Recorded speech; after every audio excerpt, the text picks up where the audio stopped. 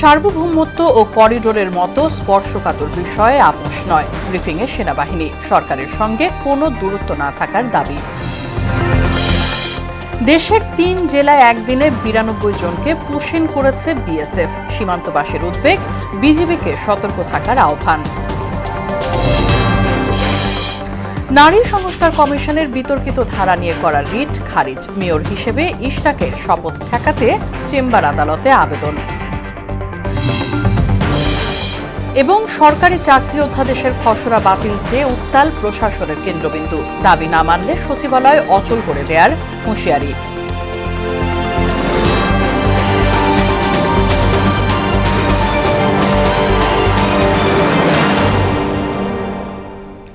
আসসালামু আলাইকুম, সবাইকে স্বাগত মোহনা সংবাদে। শুনছিলেন শিরোনাম, পুরো সংবাদের সঙ্গে আছে রাশিদা সুলতানা রিঙ্কু। বিস্তারিত। সার্বভৌমত্ব ও করিডোরের মতো স্পর্শকাতর বিষয়ে কোনো আপোষ নয় বলে জানিয়েছে সেনাবাহিনী। দুপুরে সেনা সদস্যদের এক ব্রিফিংয়ে জানানো হয়, জাতীয় নিরাপত্তা বিঘ্নিত হয় এমন কোনো কাজে সেনাবাহিনী যুক্ত হবে না। সেনাবাহিনীর সঙ্গে সরকারের কোনো দূরত্ব নেই বলেও ব্রিফিংয়ে জানানো হয়। মাহবুব হাসান রিপনের প্রতিবেদন। দেশের আইন শৃঙ্খলা ও সমসাময়িক বিষয় নিয়ে সেনা সদরে সংবাদ সম্মেলন করে বাংলাদেশ সেনাবাহিনী। ৫ আগস্ট পরবর্তী যে কোনো সময়ের চেয়ে আইন শৃঙ্খলা পরিস্থিতি ভালো বলে ব্রিফিংয়ে জানানো হয়। আগের তুলনায় আইন শৃঙ্খলার ইন্ডিকেটরগুলো যদি আপনারা ভালোভাবে বিশ্লেষণ করেন, তাহলে বেশিরভাগ ক্ষেত্রেই আইন শৃঙ্খলা আগের থেকে স্থিতি অবস্থায় আছে। সার্বভৌমত্ব, সীমান্ত নিরাপত্তা, করিডোর সহ বিভিন্ন বিষয়ে এক প্রশ্নের জবাবে সেনা সদর জানায়, জাতীয় নিরাপত্তা বিঘ্নিত হয় এমন কোনো কাজে সেনাবাহিনী যুক্ত হবে না। সরকারের সঙ্গে সেনাবাহিনীর কোনো টানাপোড়েন নেই বলেও জানায় সেনা সদর। জাতীয় নিরাপত্তা বিঘ্নিত হয় এমন কোনো বিষয়ে সেনাবাহিনী সম্পৃক্ত হবে না। অফিসার্স অ্যাড্রেসে বিভিন্ন ইস্যুতে সেনাপ্রধানের বক্তব্য প্রচারে সতর্ক হওয়ার আহ্বান জানানো হয় ব্রিফিংয়ে। কোনো অফিসিয়াল ফোরামে এটাকে এক্সপ্রেস করেছি, আলোচনা হতেই পারে, সেনাপ্রধান অফিসারদের সঙ্গে কথা বলবেন, অনেক কথা উঠে আসতে পারে, অনেক আলোচনা হতে পারে, বাট এরকম কোনো অফিসিয়াল রেসপন্স কি আপনারা পেয়েছেন?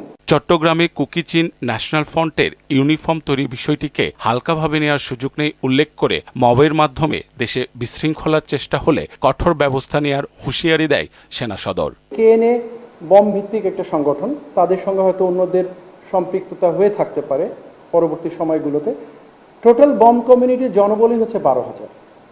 সেই 12,000-এর মধ্যে ছোট বাচ্চা, আবাল, বৃদ্ধ, বনিতা সবাই সামিল। সেক্ষেত্রে এই 30,000 ইউনিফর্মেই কেএনএর কিনা সেটা অবশ্যই খুঁজে দেখার সুযোগ আছে। আমরা বিষয়টা অত্যন্ত সিরিয়াসলি নিয়েছি, বিকজ এটা আমাদের নিরাপত্তার সাথে ওতপ্রোতভাবে জড়িত। আমরা খুঁজে দেখছি এবং আপনাদেরকে নিশ্চিত করে বলতে পারি যে এটাকে আমরা খুব হালকাভাবে নিই না। মাহবুব হাসান রিপন, মোহনা সংবাদ, ঢাকা। দেশের বিভিন্ন সীমান্ত দিয়ে একদিনে ৯২ জনকে পুশিন করেছে ভারতীয় সীমান্তরক্ষী বাহিনী বিএসএফ। এর মধ্যে চুয়াডাঙ্গায় ৫৪, খাগড়াছড়িতে ১৯ ও হবিগঞ্জ সীমান্ত দিয়ে ১৯ জন পুশিন করা হয়। বর্তমানে তারা বিজিবি ও পুলিশ হেফাজতে আছে। এই ঘটনায় সীমান্ত এলাকায় আতঙ্ক ছড়িয়ে পড়েছে। প্রতিনিধিদের তথ্যে তাহসিন তারিনের ডেস্ক রিপোর্ট। চুয়াডাঙ্গা জীবননগর উপজেলার হরিহরনগর সীমান্ত দিয়ে ৫৪ জন বাংলাদেশিকে পুশ ইন করেছে ভারতীয় সীমান্তরক্ষী বাহিনী বিএসএফ। এর মধ্যে ১১ জন পুরুষ, ১৯ জন নারী এবং ২৪ জন শিশু। বাংলাদেশে আমার বাড়ি বিষ্ণুপুর। কোন জেলা? নড়াইল জেলা। ইন্ডিয়াতে একদম শালম চন্দ্রবা, আহমেদাবাদ। আচ্ছা, ওখান থেকে কেন আপনারা চলে আসলেন? ওখানে তোমার বাসা বাড়ি ভেঙে দিয়েছে, আমরা চলে আসছি। ভাঙার পরে ওসব জায়গায় ঘিরে ফেলাচ্ছে, ওখান থেকে সব তাড়াই দিচ্ছে। খাগড়াছড়ির মাটিরাঙ্গা উপজেলার আচালং সীমান্ত দিয়ে ৫ পরিবারের ১৯ জনকে বাংলাদেশে ঠেলে দিয়েছে বিএসএফ। এর মধ্যে ৭ জন পুরুষ, ৭ জন নারী ও ৫ জন শিশু।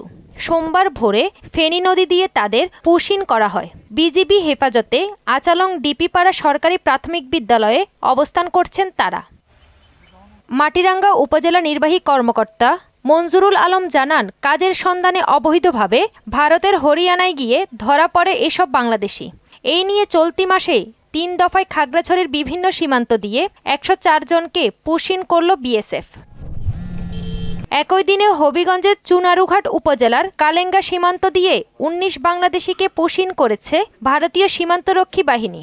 এর মধ্যে ৮ জন পুরুষ ও ১১ জন নারী।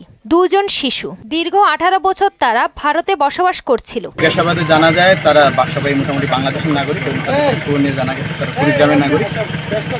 এখন বিজিবি যথাযথ আইনানুগ প্রক্রিয়া মেনে তারা পুলিশের কাছে সুপর্দ করবে, তারপরে পুলিশের মাধ্যমে যথাযথ কোর্টের মাধ্যমে বিষয়টি। ঘন ঘন পুশিনের ঘটনায় সীমান্ত এলাকায় আতঙ্ক দেখা দিয়েছে।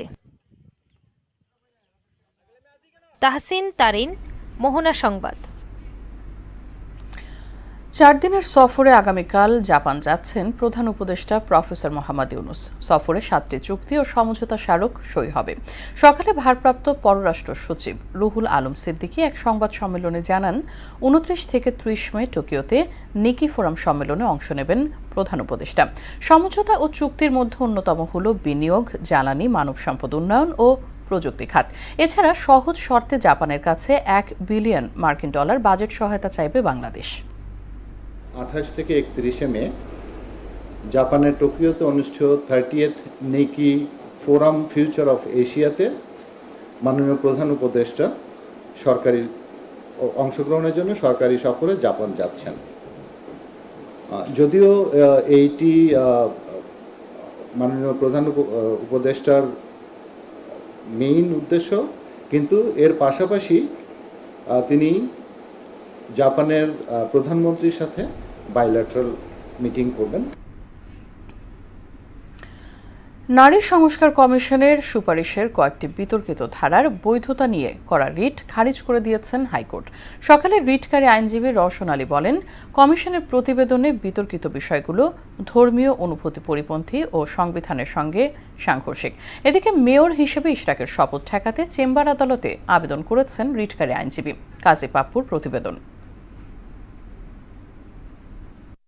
নারী বিষয়ক সংস্কার কমিশন তাদের প্রতিবেদন প্রকাশ করে গত 19 এপ্রিল। 17টি অধ্যায়ে বিভক্ত এই প্রতিবেদনে 3 ধাপে মোট 433টি সুপারিশ উপস্থাপন করা হয়েছে।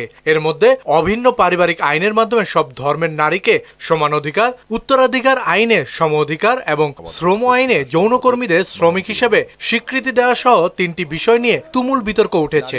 বিতর্কিত নারী বিষয়ক কমিশন এদেশের সংখ্যাগরিষ্ঠ মানুষের ধর্মীয় অনুভূতিতে আঘাত প্রদান করেছে।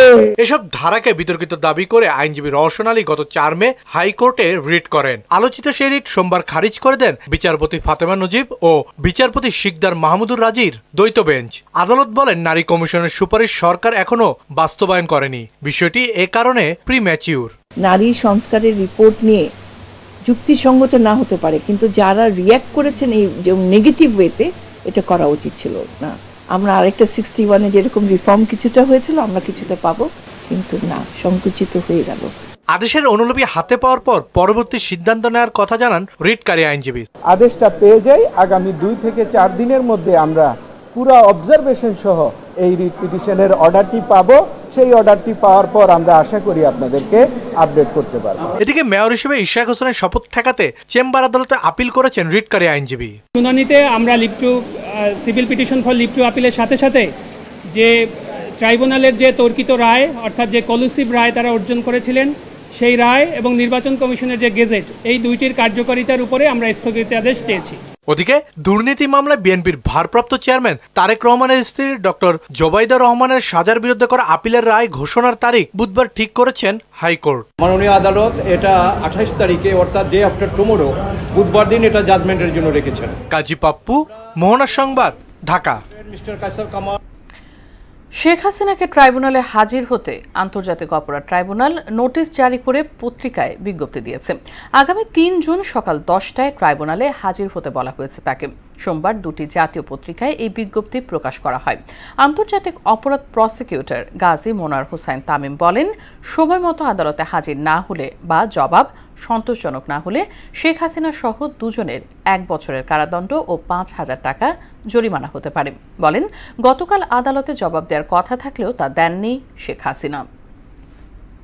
যে মানবতা বিরোধী অপরাধের অভিযোগে শেখ হাসিনা সহ সাবেক স্বরাষ্ট্রমন্ত্রী আসাদুজ্জামান খান কামাল এবং সাবেক আইজিপি চৌধুরী আব্দুল আল মামুনের বিরুদ্ধে ঈদের আগেই আমরা ফরমাল চার্জ দাখিল করার জন্য সর্বোচ্চ চেষ্টা করছি এবং আশা করছি আমরা সেটাও সক্ষম হব।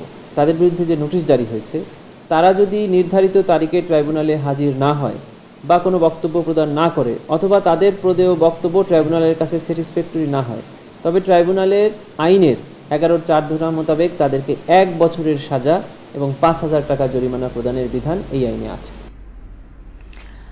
জুলাইয়ের মধ্যেই জাতীয় সনদের ঘোষণা আসবে বলে জানিয়েছেন ঐক্যমত্য কমিশনের সহসভাপতি আলী রিয়াজ। সনদ ঘোষণা এবং সংস্কার প্রশ্নে রাজনৈতিক দল ও সুশীল সমাজের সঙ্গে চলতি মাসের শেষ অথবা জুনের শুরুতে বিষয়ভিত্তিক আলোচনা হবে বলেও জানান তিনি। বিকেলে জাতীয় সংসদ ভবনে LD হলে এক ব্রিফিংয়ে তিনি এসব কথা বলেন। এমআর আসাদের রিপোর্ট। 20 মার্চ থেকে 19 মে পর্যন্ত 33টি রাজনৈতিক দল ও জোটের সঙ্গে বৈঠক করে জাতীয় ঐকমত্য কমিশন। সোমবার বিকেলে জাতীয় সংসদ ভবনের LD হলে রাজনৈতিক দলগুলোর মতামতের তথ্য পড়ে শোনান কমিশনের সহসভাপতি আলী রিয়াজ। সংবিধান সংস্কার হবে, সংশোধন হবে, পুনর্লিখন হবে, এই সিদ্ধান্ত প্রক্রিয়াগত সিদ্ধান্ত, এই সিদ্ধান্ত রাজনীতিবিদরা নেবেন যখন এই বিষয়ে এক ধরনের ঐকমত্য হবে কি পরিবর্তন করা হচ্ছে। নির্বাচন কেন্দ্রিক যেগুলো সেগুলোর ব্যাপারে কিছু আশু করণীয় ব্যাপারে, যেমন কিছু RPO-তে সংশোধন, এই জাতীয় কিছু কিছু প্রস্তাব আমরা সরকারের কাছে দিয়েছি, যেগুলো নির্বাচন ব্যবস্থা সংস্কার কমিশনের মধ্য থেকে উত্থাপন করা হয়েছে, সুপারিশ করা হয়েছে। তো সুনির্দিষ্টভাবে যেগুলো নির্বাচনকে সংশ্লিষ্ট সেগুলো সরকার দেখছেন। সাংবাদিকদের প্রশ্নের জবাবে তিনি বলেন, ঐকমত্যের মাপকাঠি কেবল সংখ্যা নয়, এতে রাজনৈতিক দলের মতামত ও ধরন ভূমিকা রাখবে। সংখ্যা গুরুত্বপূর্ণ, কিন্তু সংখ্যাই একমাত্র বিবেচ্য বিষয় হতে পারে না, কেননা রাজনৈতিকভাবে দলগুলোর সকলের অবস্থান এক নয়, এক শক্তিতে তারা অবস্থান করেন না। অতএব এগুলিকে বিবেচনায় নিতে হবে, কেননা অতীতে এই ধরনের কমিটমেন্ট বাধ্যতামূলক না হয়, বাস্তবায়িত হয়নি। তো সেই বিবেচনার থেকে আমরা আশা করি যে সনদটার ব্যাপারে যেন এক ধরনের বাধ্যতামূলক ব্যবস্থা হয়। অধিকাংশ দল দ্বিকক্ষ বিশিষ্ট সংসদের পক্ষে বলেও জানান আলী রিয়াজ। MR আসাদ, মোহনা সংবাদ, ঢাকা। রাজনৈতিক স্থিতিশীলতার রক্ষায় দ্রুত নির্বাচন দিতে অন্তর্বর্তী সরকারের প্রতি আহ্বান জানিয়েছেন বিএনপির স্থায়ী কমিটির সদস্য আমির খসরু মাহমুদ চৌধুরী। স্থায়ী কমিটির আরেক সদস্য গয়েশ্বর চন্দ্র রায় বলেছেন, ফ্যাসিবাদ উৎখাত হলেও গণতন্ত্র এখনও জনগণের নাগালের বাইরে। রাজধানীতে আলাদা অনুষ্ঠানে তারা এসব কথা বলেন। তানজিদ ভুইয়ার প্রতিবেদন। ঢাকা রিপোর্টার্স ইউনিটিতে এক আলোচনা সভায় বিএনপির স্থায়ী কমিটির সদস্য আমির খসরু মাহমুদ চৌধুরী বলেন, গণহত্যা ও মানবাধিকার অপরাধের বিচারের সঙ্গে নির্বাচনের কোনো সম্পর্ক নেই, তাই গণতন্ত্র প্রতিষ্ঠায় নির্বাচনের বিকল্প নেই। শেখ হাসিনার বিরুদ্ধে যিনি সরাসরি যুদ্ধে নেমেছেন সেটা হচ্ছে বেগম খালেদা জিয়া। অন্তর্বর্তী সরকারের উপর বিএনপির আস্থা আছে উল্লেখ করে বলেন, একক কৃতিত্বে কোনো দেশ এগিয়ে যেতে পারে না। আরো বেশি দিন অনির্বাচিত সরকার, যেই অনির্বাচিত সরকারের বিরুদ্ধে 16 বছর লড়াই করলাম, আরো অনির্বাচিত সরকারের অধীনে দেশ চলবে? এটিকে হতে পারে নাকি কোনোদিন? আমরা সবাই নির্বাচন চাই। সুতরাং এটা রোডম্যাপ দিলে দেশ গণতান্ত্রিক মোডের মধ্যে ঢুকবে। এদিকে নারায়ণগঞ্জ জেলা ছাত্রদলের সাবেক সভাপতি জাকির খানকে নিয়ে বিএনপির প্রতিষ্ঠাতা শহীদ রাষ্ট্রপতি জিয়াউর রহমানের সমাধিতে শ্রদ্ধা নিবেদন করেন দলের স্থায়ী কমিটির সদস্য গয়েশ্বর চন্দ্র রায়। পরে সাংবাদিকদের বলেন, জনগণের ভোটাধিকার প্রতিষ্ঠা না হওয়া পর্যন্ত বিএনপির আন্দোলন চলবে। আমাদের 17 বছরের যত আত্মাহুতি, যত গুম, যত নির্যাতন, যত মামলা, সবকিছুই শুধুমাত্র একটি সুষ্ঠু অবাধ নির্বাচনের মাধ্যমে জনগণের ভোটাধিকার প্রতিষ্ঠার লড়াইয়ে আমরা আজকে অব্যাহত আছি। গয়েশ্বর বলেন, গণতন্ত্রের লড়াইয়ে বিগত দিনে বেগম খালেদা জিয়ার বিরুদ্ধে অনেক ষড়যন্ত্র হয়েছে, তারপরও তিনি ফেসিবাদের বিরুদ্ধে লড়াই চালিয়ে গেছেন। জনগণের যে দেশের মালিক, জনগণই সকল ক্ষমতার উৎস, এটা প্রতিষ্ঠা করাই এখন আমাদের মূল। তানজিদ ভুইয়া, মোহনা সংবাদ, ঢাকা। সরকারি চাকরি অধ্যাদেশের খসড়া বাতিলের দাবিতে আজও বিক্ষোভে উত্তাল প্রশাসনের প্রাণকেন্দ্র সচিবালয়। জারি হওয়ায় অধ্যাদেশকে অবৈধ কালো আইন আখ্যা দিয়ে সোমবারের মধ্যে তা বাতিলের দাবি জানিয়েছেন বিক্ষোভকারীরা।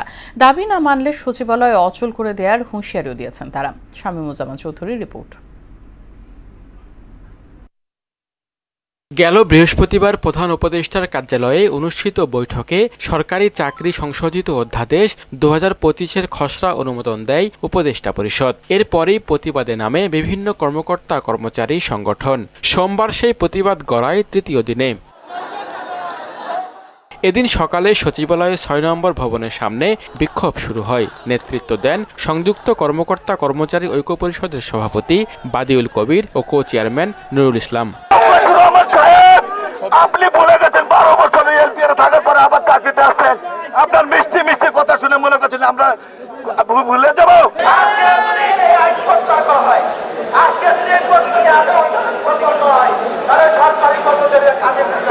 বিভিন্ন মন্ত্রণালয় এবং বিভাগের কর্মকর্তা কর্মচারীরা বিক্ষোভে অংশ নেন। স্লোগানে উত্তাল হয়ে ওঠে সচিবালয়। দাবি না মানলে সচিবালয়ে তালা ঝুলিয়ে দেওয়ার হুমকি দেন আন্দোলনকারীরা। কারো কোনো মতামত নেই, ওয়েবসাইটে নেই, কোনো পেপার পত্রিকায় নেই। উনি এককভাবে 4-5 জন সচিব বসে এই অধ্যাদেশ জারি করেছে। এটা সম্পূর্ণ অন্যায়। এটা কোনোদিনই বাস্তবায়ন করা সম্ভব হবে না তাদের পক্ষে।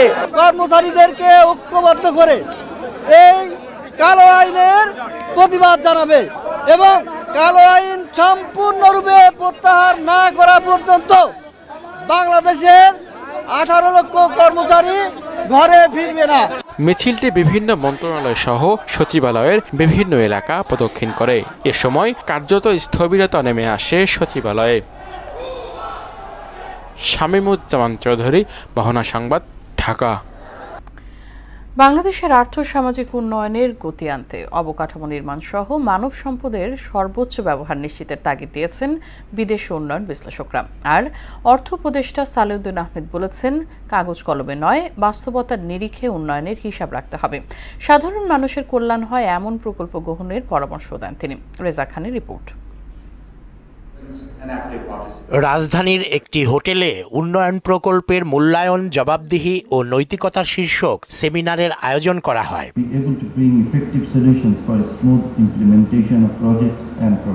এতে বিদেশি উন্নয়ন বিশ্লেষকরা বাংলাদেশের আর্থসামাজিক উন্নয়নের সম্ভাবনা ত্বরান্বিত করতে ভৌত অবকাঠামো নির্মাণের পাশাপাশি মানব সম্পদের সর্বোচ্চ ব্যবহার নিশ্চিতের তাগিদ দেন। GDP is higher in large countries. We should talk about GDP per capita. Transportation, energy, water supply, fintech. We take any sector. Starting their work on impact evaluations and randomized control trials. অর্থ উপদেষ্টা বলেন, নীতি নৈতিকতা ও স্বচ্ছতাকে প্রাধান্য দিয়ে সাধারণ মানুষকে অবহিত করে প্রকল্প হাতে নেওয়া উচিত। And then also ask the people that whether they are getting benefit. And here's a long list of private. It's not very difficult technique. প্রকল্পের প্রত্যাশিত ফল পেতে অযোগ্য প্রতিষ্ঠানকে কাজ দেওয়ার সকল পথ বন্ধ করা প্রয়োজন বলে মত দেন তিনি। Even the contractor, that what are you doing? You have not done this thing. And nowadays I don't think that's very compulsory. Of course, theoretically there I didn't know, but it's not really given proper importance. প্রকল্পের যাবতীয় তথ্য উপাত্তের চুলচেরা বিশ্লেষণ জনসমক্ষে প্রকাশের সংস্কৃতি তৈরির তাগিদও দেন সালেউদ্দিন আহমেদ।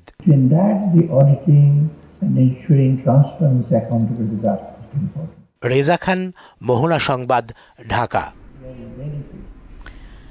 নতুন 4টি মামলায় গ্রেফতার দেখানো হয়েছে সাবেক মন্ত্রী আনিসুল হক, প্রতিমন্ত্রী জুনায়েদ আহমেদ পলক এবং উপদেষ্টা সালমান এফ রহমানকে। তদন্তকারী কর্মকর্তার আবেদনের প্রেক্ষিতে তাদের গ্রেফতার দেখানো হয়। পরে রাষ্ট্রপক্ষের আইনজীবী সাংবাদিকদের জানান, হত্যা মামলায় 2-1 জন নয়, বরং একটি রাজনৈতিক দলের নেতাকর্মীরা সহ আইনশৃঙ্খলা রক্ষাকারী বাহিনী এবং প্রশাসনের কর্তা ব্যক্তিরা জড়িত। তাই বৈষম্য বিরোধী আন্দোলনের মামলা তদন্তে বিলম্ব হচ্ছে। সরকারি কর্মকর্তা সালমান এফ রহমান, আনিসুল হক এবং জুনায়েদ আহমেদ পলক, তাদেরকে 3টি হত্যা মামলায় আজকে গ্রেপ্তার দেখানো ঘোষণা করে তাদেরকে গ্রেপ্তার দেখানো হয়। আন্তর্জাতিক প্রসঙ্গ। গাজা ইসরায়েলি হামলায় আরও অর্ধশতাধিক ফিলিস্তিনি প্রাণ হারিয়েছে। এদিকে পাকিস্তানের সঙ্গে কৌশলগত সম্পর্ক আরও শক্তিশালী করার প্রতিশ্রুতি দিয়েছে তুরস্ক। অন্যদিকে ইরাকে 8 দশকের মধ্যে সর্বনিম্ন পর্যায়ে পৌঁছেছে পানির মজুদ। ইশতিয়াক হোসেনের ডেস্ক রিপোর্ট। গেল দুদিনে গাজার অন্তত 200 লক্ষ্যবস্তুতে হামলা চালিয়েছে ইসরায়েলি বিমান বাহিনী। আর সবশেষ 2টি বিমান হামলায় প্রাণ গেছে অর্ধশতাধিক ফিলিস্তিনির। এ নিয়ে 19 মাসের তাণ্ডবে 54,000 ছুঁই করছে প্রাণহানি। আঞ্চলিক ও বৈশ্বিক অস্থিরতা মোকাবিলায় আসিয়ান নেতাদের চতুর্দশ সংলাপে গুরুত্ব পেয়েছে গাজা, মিয়ানমার ও ইউক্রেন সংকট। ভূরাজনৈতিক সংকট সমাধানে শান্তিপূর্ণ আলোচনা ও কূটনৈতিক উদ্যোগে জোর দিয়েছে আসিয়ান ইন্টার পার্লামেন্টারি অ্যাসেম্বলি আইপা। পাকিস্তানের সঙ্গে কৌশলগত সম্পর্ক আরও গভীর ও শক্তিশালী করার প্রতিশ্রুতি দিয়েছেন তুরস্কের প্রেসিডেন্ট রিসেপ তাইয়েপ এরদোয়ান। ইস্তানবুলে পাকিস্তানের প্রধানমন্ত্রী শাহবাজ শরীফের সঙ্গে বৈঠকে এমন প্রতিশ্রুতি দেন তিনি। ভারতের সঙ্গে সাম্প্রতিক উত্তেজনার সময় পাকিস্তানকে সমর্থন দেয়ায় তুর্কি সরকারকে ধন্যবাদ জানান শাহবাজ। ৮০ বছরের মধ্যে সর্বনিম্ন পর্যায়ে পৌঁছেছে ইরাকে পানির মজুদ। এতে বিভিন্ন এলাকায় দেখা দিয়েছে সুপেয় পানি সংকট। চলতি বছর বর্ষা মৌসুমেও বৃষ্টিপাত না হওয়ায় এবং ফোরাত ও দজলা নদীর পানি প্রবাহ কমে যাওয়ায় এই প্রধান কারণ বলে জানিয়েছে বার্তা সংস্থা এএফপি। 4,60,00,000 জনসংখ্যার দেশটি ভয়াবহ পরিবেশগত সংকটের মধ্য দিয়ে যাচ্ছে বলে প্রতিবেদনে জানানো হয়। ইশতিয়াক হোসেন, মোহনা সংবাদ। খেলার খবর ফুটবল। দুদিনও সচল হয়নি বাংলাদেশ সিঙ্গাপুর ম্যাচের টিকিট বিক্রির ওয়েবসাইট টিকিফাই। বাফুফের কম্পিটিশন কমিটির চেয়ারম্যান গোলাম গাউস জানিয়েছেন আজকের মধ্যে সমস্যার সমাধান হয়ে যাবে, তবে দর্শকেরা কখন থেকে টিকিট কিনতে পারবেন সেটা পরিষ্কার করে বলতে পারেননি তিনি। এখনো পর্যন্ত 3,500 টিকিট বিক্রি হয়েছে। এর মধ্যে কিছু টিকিট মিসম্যাচ হয়েছে ইমেইলের সঙ্গে। এর আগে শনিবার রাতে ওয়েবসাইট টিকিফাইয়ের সাইবার হামলার কথা জানান Bafufe. Cricket. Bangladesh premier league BPL এর টিকিট বিক্রি থেকে যেই আয় হয় সেই আয়ের অংশ ফ্র্যাঞ্চাইজিগুলোকে দেওয়ার সিদ্ধান্ত নিয়েছে বিসিবি। এক বিবৃতিতে বিষয়টি নিশ্চিত করেছে ক্রিকেট বোর্ড। বিপিএল এর প্লে অফে খেলা 4 দল পাবে 55 লাখ টাকা আর বাকি 3টি দল পাবে 45 লাখ করে। এর আগে বোর্ড সভাপতি ফারুক আহমেদ জানান চলতি আসরে টিকিট বিক্রি থেকে আয়কৃত অর্থের কিছু অংশ ফ্র্যাঞ্চাইজিদের মধ্যে ভাগ করে দেওয়া হবে। শেষ করব সংবাদ, তবে যাবার আগে শিরোনামগুলো আরো একবার।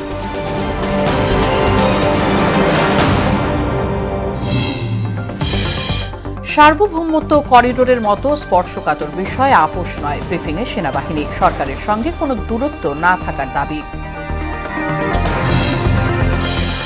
দেশের 3 জেলায় একদিনে 92 জনকে পুষিন করেছে বিএসএফ। সীমান্তবাসীর উদ্বেগ, বিজিবিকে সতর্ক থাকার আহ্বান।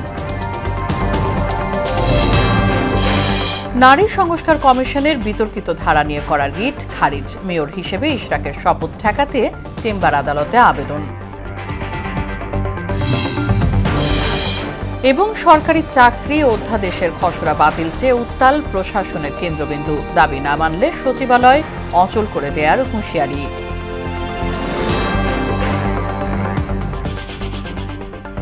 এই ছিল মোহনা সংবাদে। পরবর্তী সংবাদ রাত 12:30টায়। এছাড়া মোহনার সব শেষ খবর জানতে ভিজিট করুন www.mohna.tv। সংবাদ দেখতে পারেন ফেসবুক ও ইউটিউবেও।